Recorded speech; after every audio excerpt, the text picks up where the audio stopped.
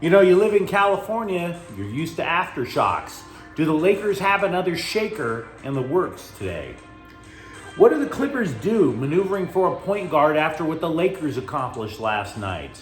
And Max Muncy says he's in position for a bounce-back season with the Dodgers. Good morning. I'm James. This is your daily dose of sports and snark for the greatest sports city in the world, Los Angeles. This is the faithful Angelenos morning report. It is February 9th, 2023. The trade deadline is at noon today. Regarding the Russell Westbrook trade from last night, I put a special report out. Broke down everything from stem to stern. For more detail than what we talk about today, look for that clip on the Lakers list. Now, if you like the content that we put out, clickety-clack the like button. Clickety-clack the subscribe button. There's a notifications bell. Hit that. It'll let you know when we drop new content. Sharing is caring. Let people know we exist. And comment. The Lakers have reinvented themselves in the span of a couple of weeks. Might have an opinion on that. Feel free to share it. Before we go through the news and notes, a look at the scoreboard. Dallas with Kyrie Irving involved. Took out the Clippers last night, 110-104. Norman Powell led the Clippers with 24 points off the bench, which is a little odd. Meanwhile, today, Milwaukee is at the Clippers. None of the players that LA traded for last night in the Russell Westbrook deal will be available for tonight's game, just so you know. Number 7th ranked UCLA is at Oregon State. That game will take place at 6 o'clock, and USC will play Oregon at 8. So as we talked about last night, the Lakers sent Russell Westbrook, 2 players that were deep on the bench, a first-round pick and a second-round pick, and in return, they get 3 players. They get guards DAngelo Russell and Malik Beasley of Minnesota, and forward Jared Vanderbilt of Utah. Again, if you want to go through the complete breakdown of the trade, look up the clip that I put out last night on the Lakers playlist. Most of the reviews on the Lakers trade were positive. Most of them. I reviewed the Russell Westbrook deal. I did not give grades. All I care about is this. Are the Lakers better? Yes. This is not a complete team by any stretch. They are not title contenders, but better. They have better balance on the roster in terms of height. They have a couple of 3-and-D guys that they didn't have before. They clearly will be shooting from the outside better than the roster they had at the beginning of the year. Other teams didn't respect the Lakers' outside shooting before. They have to now. The question that I have, though, is the trade deadline is at noon today. Could that other first-round pick, remember the Lakers had 2 that they were able to trade. They got rid of 1 last night. Could the other first-round pick go in a trade this morning? Keep in mind, there were articles about a month or so ago where people inside the Lakers front office said Rob Pelinka would prefer not to use both first-round picks in one trade, but to split them and continue to acquire pieces that would make the Lakers better overall.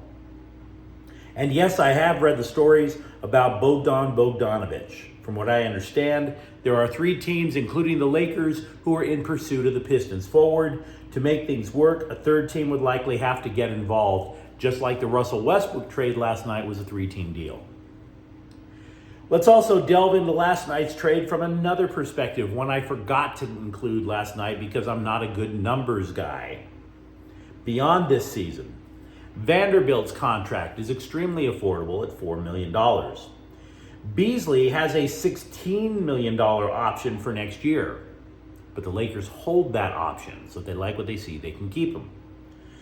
Russell, that would be DAngelo Russell, signed a contract a few years ago that he honestly didn't deserve, but that's about to expire, just like Westbrook's is about to expire. So if Russell is a free agent, the Lakers could theoretically sign him for less money, in theory. The affordability of these players also allows the Lakers to be opportunistic in future trades. So yet another reason getting rid of Russell Westbrook last night was a good idea. I try not to delve into your guys' personal lives. Let me ask you something. Do you smoke weed? Do you? I asked because I'd like to blow your mind. Cannabis free with a little story. The Lakers traded DAngelo Russell away back in 2017 for the number 27 pick in that year's draft. With that draft, they take Kyle Kuzma. A couple of summers ago, they trade Kuzma to acquire Russell Westbrook. Yesterday, they trade Russell Westbrook to acquire DAngelo Russell.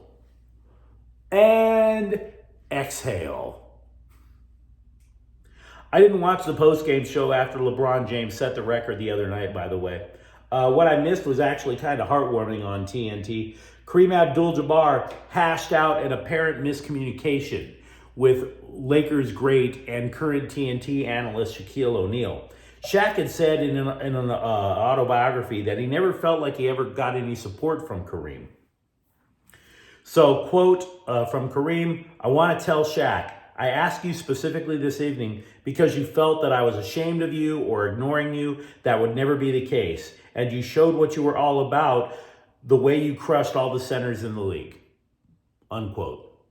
Shaq said the silence from Kareem actually helped him because he was focused on impressing the Lakers legend. So basically, there wasn't beef. It was a miscommunication. They had hashed it out. Would you say life is not ideal right now if you're a Clippers fan? If the playoffs started right now, the Clippers are in the play-in round. This was a team that had championship aspirations. Technically, yeah, the Clippers are tied with the two teams immediately above them. That would be Phoenix and Dallas. But both of those teams just swung blockbuster trades. Dallas acquired Kyrie Irving. Phoenix late last night acquired Kevin Durant. Meanwhile, two players the Clippers were said to be interested in did move in that Lakers trade last night.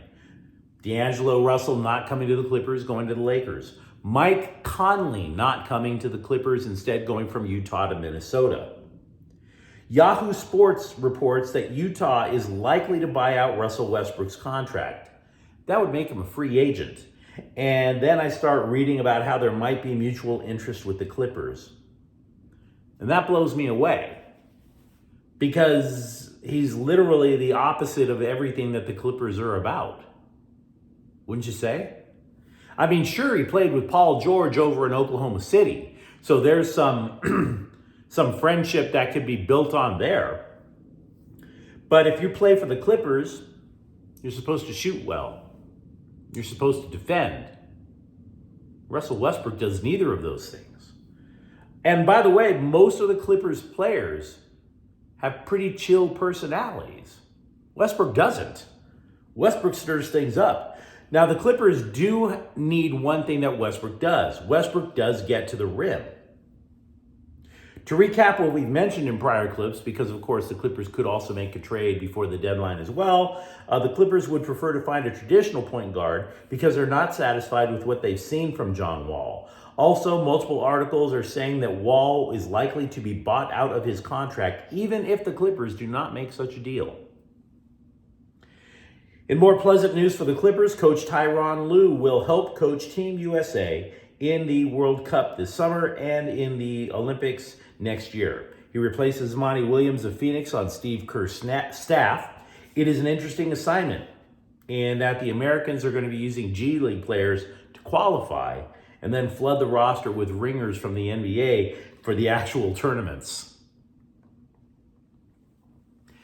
Max Muncy last year had 4 brutal months at the start of 2022. If you recall, he got injured. He was playing first base. Somebody blasted out his elbow at a play at first in the last regular season game of 2021. Just a gnarly looking injury. And he misses the playoffs that year because he obviously couldn't go. He says he's healthy enough to play, but he just couldn't swing the bat. They repeatedly modified his swing because of the limited range of motion from the elbow. He told Major League Baseball Network that he feels completely healthy and that his swing is finally where it is supposed to be had he not been injured in the first place. Now that matters a lot for the Dodgers, considering the players that they've lost. Muncy, in the 3 years prior to him getting injured, and also excluding the COVID season that was short, Muncy averaged 35 home runs and 90 RBI. So that's kind of important. By the way, Muncy is your heir apparent for Justin Turner over at third when people thought he might be playing first or even second. The rebuild of the Rams coaching staff continues. They've hired an offensive line coach from Buffalo, Ryan Wendell. His name might ring a faint bell in the sense that he played 9 years in the NFL as a center and a guard, 8 with them with the New England Patriots. Now, when the Rams are adding coaches, I'm starting to try and find out if there's going to be any change in philosophy, seeing as how Sean McVay purged the entire coaching staff pretty much. I don't have a strong answer for you yet. Here's why. Wendell coached the Bills' offensive line. The Bills' blocking schemes were built around the idea that they had a mobile quarterback in Josh Allen. Matthew Stafford is not mobile. So it's not like they're going to be running the read option. Yesterday morning, we looked at the Rams free agents. What about the Chargers? The Athletic ranked the Bolts' top 8 free agents. Now, keep in mind, they have a lot of work to do to get to be able to afford anyone because they're currently $20 million over the salary cap. And they need to get even more under the salary cap for signing draft picks and if they want to pursue free agents. So it's not 20 million that they're over. In order to try and keep players, they got to get much, much more under the limit.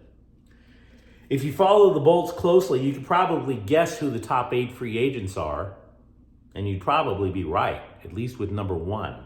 That would be linebacker Drew Tranquill, who had a career year in tackling, run defense, pass rush, pass coverage. He was doing everything, all in the final year of his rookie deal. Timing is everything in this world. The next most important free agent is offensive tackle Trey Pipkins, and you're looking at defensive lineman Morgan Fox, cornerback Bryce Callahan, rusher Kyle Van Noy, safety Nasir Adderley, wide receiver DeAndre Carter, punter J.K. Scott. Look, in a sense, that list does not make my blood pressure rise much if the Chargers were to lose a lot of them, frankly. I could see them losing Adderley. I could see them losing Pipkins, Fox, and a punter without all falling to pieces. But I will say, in looking at that list, there was something weird that caught my eye. I oddly admire the guys over at Pro Football Focus for their obsession with the game. They have a quirky obsession with the game. I mean, if somebody was that obsessed with a lady, you would almost wonder if it was illegal how obsessive they are with football. So Pro Football Focus said that there was one free agent the Chargers can't afford to lose. And it's not Drew Tranquill. The guy said it was wide receiver DeAndre Carter. You mean 4th or 5th wide receiver DeAndre Carter? Substitute teacher in the offseason, DeAndre Carter. Yeah, here's what the analyst wrote. Theoretically, Carter has no business being the Chargers' 4th wide receiver. He should actually be the 5th or 6th option, but Justin Herbert trusts him a lot. And he is the only speed wide receiver option that they have on the roster. They can't afford to lose that. Now, Carter caught 46 passes last year. So let me ask you something. Do you keep that guy? Or do you look for a speed merchant in the draft? Now, keep in mind, you could look for a speed merchant in the draft. The Rams tried that. Look at Tutu Atwell. Has he been blowing things up? Just saying. All that talk about free agents made me think of the other good tacklers the Chargers have let go in the last couple of years. Linebacker Kazir White wanted to be a career Chargers linebacker. He was angry over being let go before the start of last year. I would say he's recovered nicely. He's going to the Super Bowl with the Philadelphia Eagles. In his last year with the Bolts, he had 144 tackles, but did not even get an offer as the Chargers rebuilt their team. He admitted he was angry at the time. He eventually signed for just $3 million and still made 110 tackles for the Eagles. We should all find bargains like that in this economy. The LA Galaxy have re-signed center back Eric Zavaleta. He played in 6 games for LA last year, and he's related to manager Greg Vanney. 3 cheers for nepotism. Also, the Sparks have re-signed guard Jordan Canada. Canada started 25 games last year. She averaged 9.2 points per game. Not too much of an impact in LA, but she did win 2 NBA titles up in Seattle. If there is another Lakers or Clippers trade of note, I will be posting a special report to the channel. But until then, we still have tons to talk about. Let me know what you think about that Russell Westbrook trade. Let me know what you think right now if you're a Clippers fan. Are you in a little bit of a panic? And if you enjoy the content, don't forget to subscribe to Faithful Angelenos. We talk LA sports every single day here. Thank you for watching. I'm James. We might be back later today. Faithful Angelenos is a Kian Corte El Queso production. Take care.